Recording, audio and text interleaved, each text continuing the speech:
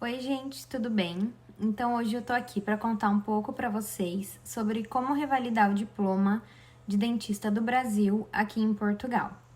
E eu já começo falando que eu acho que esse vídeo vai ficar um pouco grande, porque são muitos detalhes. Eu entrei esse ano na Universidade do Porto, estou ainda no processo de revalidação, então, se com esse vídeo eu conseguir ajudar uma pessoa que for, já tá valendo. Bom, para começar, eu acho válido dizer que existem duas formas de revalidar o diploma de dentista aqui em Portugal. Uma é com reconhecimento específico, no qual você realiza uma prova, e o outro é cursando o mestrado integrado, e agora eu vou falar um pouquinho sobre cada um. Começando então com a primeira forma, que é com reconhecimento específico.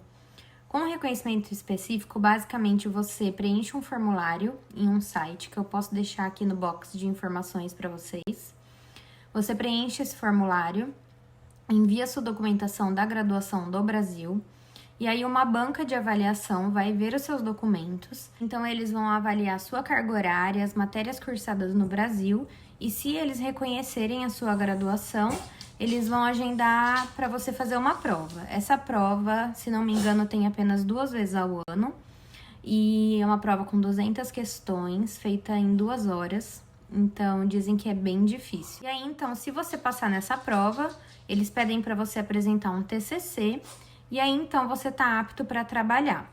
Mas dessa maneira, você só pode trabalhar em Portugal, porque você não vai sair, acredito eu, com um diploma de Portugal. Você só vai sair com uma autorização para trabalhar como dentista aqui em Portugal.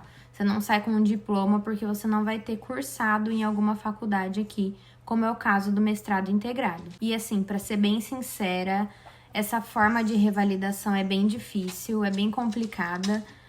Primeiro porque eles estão exigindo uma carga horária de graduação altíssima e dizem que essa prova é realmente bem difícil. Até hoje, todas as pessoas que eu conversei que fizeram a prova, ninguém passou nessa prova. E aí as pessoas acabam optando pela segunda forma de revalidar o diploma, que é um pouco mais longa, um pouco mais complicada, um pouco mais cara também, mas que vale a pena. Então, a segunda forma de revalidação é cursando o mestrado integrado. Aqui em Portugal, a faculdade de medicina dentária é dividida em 2 fases. Os 3 primeiros anos é a licenciatura, e se você quiser exercer a profissão em consultório e tudo mais, você precisa cursar os 2 anos de mestrado integrado depois. Então, primeiro você cursa 3 anos de licenciatura e depois você faz o mestrado integrado, que são 2 anos. Mas como nós já temos a graduação do Brasil, a gente não precisa fazer a parte da licenciatura aqui em Portugal, só a parte do mestrado integrado. Então, o início desse processo começa com o reconhecimento de nível.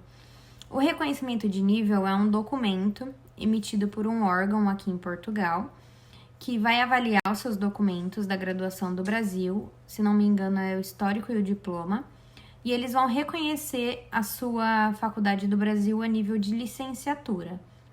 Então, é um documento que eles emitem dizendo que a sua universidade no Brasil foi reconhecida como licenciatura.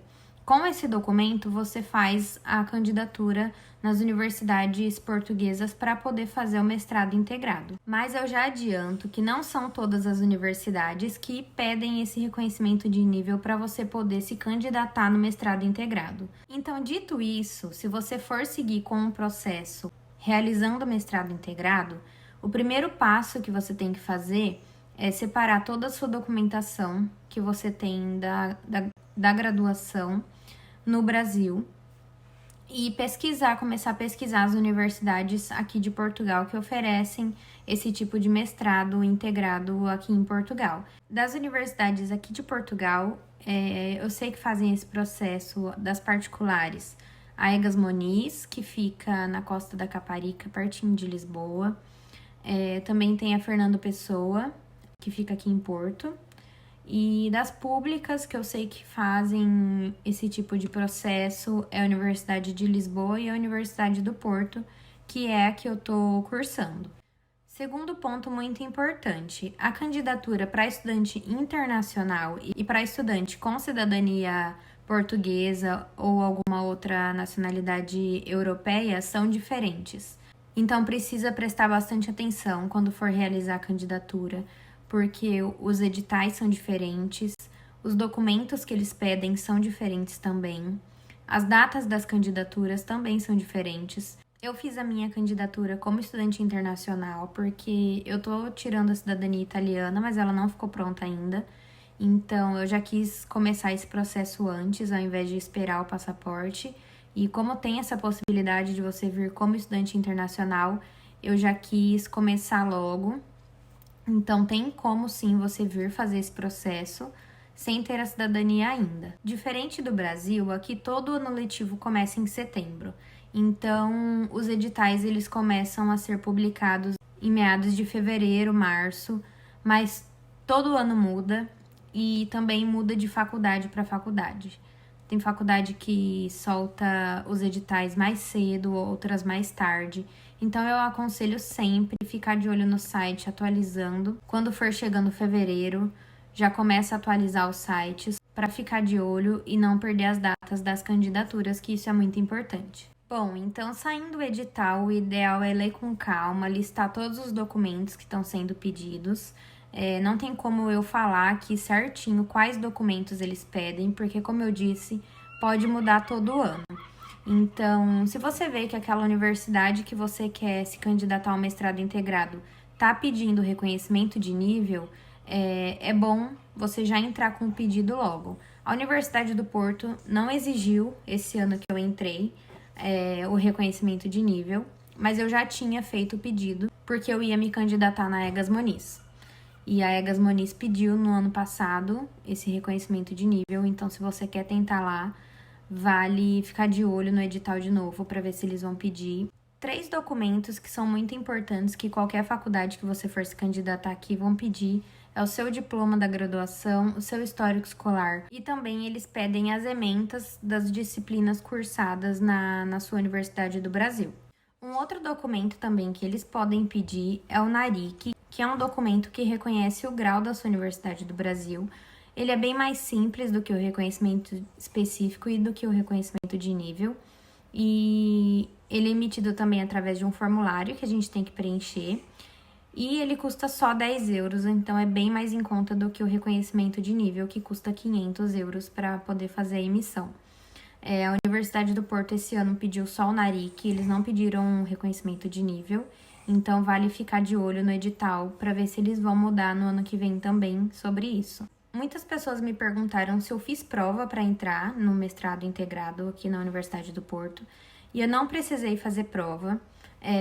Eu enviei os meus documentos da graduação do Brasil, enviei também a minha nota do Enem de 2011 e acredito que tenha sido isso que me ajudou a entrar, porque eles avaliaram o meu Enem, mesmo sendo de 2011, e isso contou muito na minha nota para eu conseguir entrar. Então, o Enem é muito importante, sim, se você quer estudar aqui na Universidade de Portugal. Então, quem tiver o Enem, mesmo que for de outros anos, a Universidade do Porto aceita. E também enviei uma declaração da minha faculdade que dizia que eu fiz o vestibular lá. Eles colocaram a nota do meu vestibular nessa declaração. E eles colocaram também nessa declaração quais matérias que caíram no vestibular que eu fiz para entrar na Universidade do Brasil. Enfim, então você faz a sua candidatura, eles vão avaliar os seus documentos e se você passar, você faz a sua matrícula e na matrícula você vai ter que selecionar as matérias que você vai fazer. Só que como você não vai ter feito o pedido de creditação das matérias do Brasil ainda, eu pelo menos tive que me inscrever nas matérias do primeiro ano, como se eu fosse começar o curso do zero.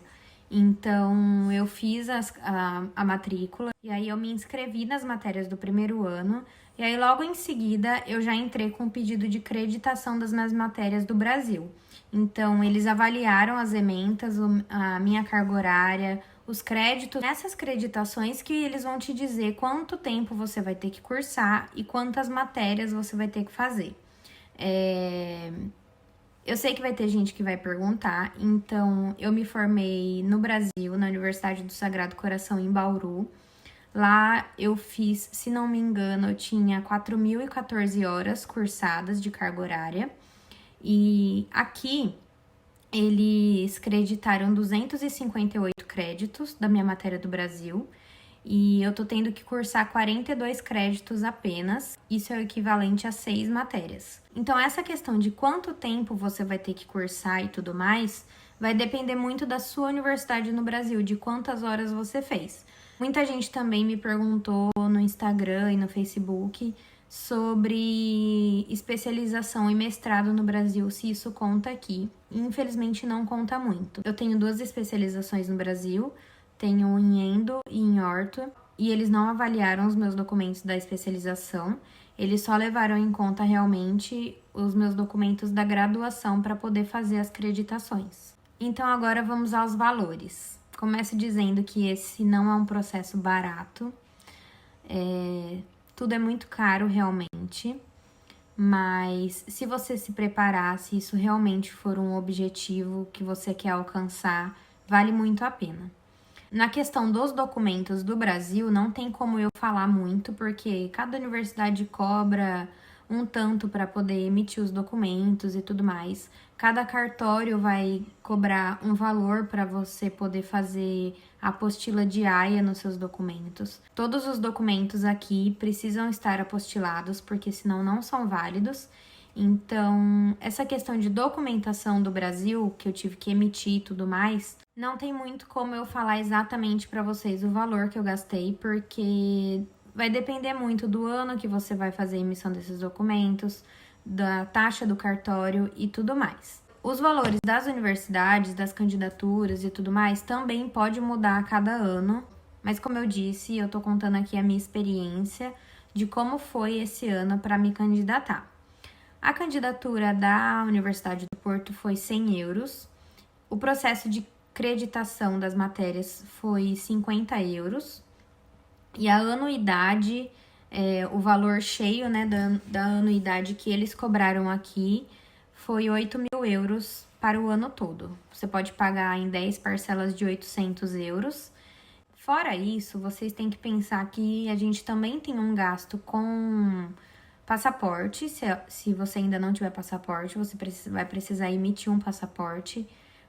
Gastos com visto também de estudante, porque como eu tive que me candidatar como estudante internacional, eu tive que pedir um visto no consulado do Brasil para poder vir para cá. E também eu contratei uma assessoria para me ajudar com a papelada do visto.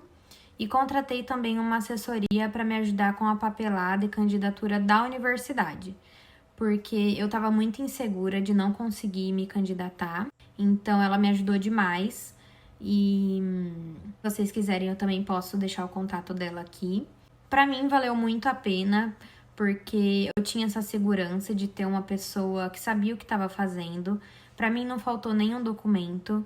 Então, para mim, valeu muito a pena contratar essa assessoria. Mas, como eu disse, se você quiser, você consegue fazer sozinho também.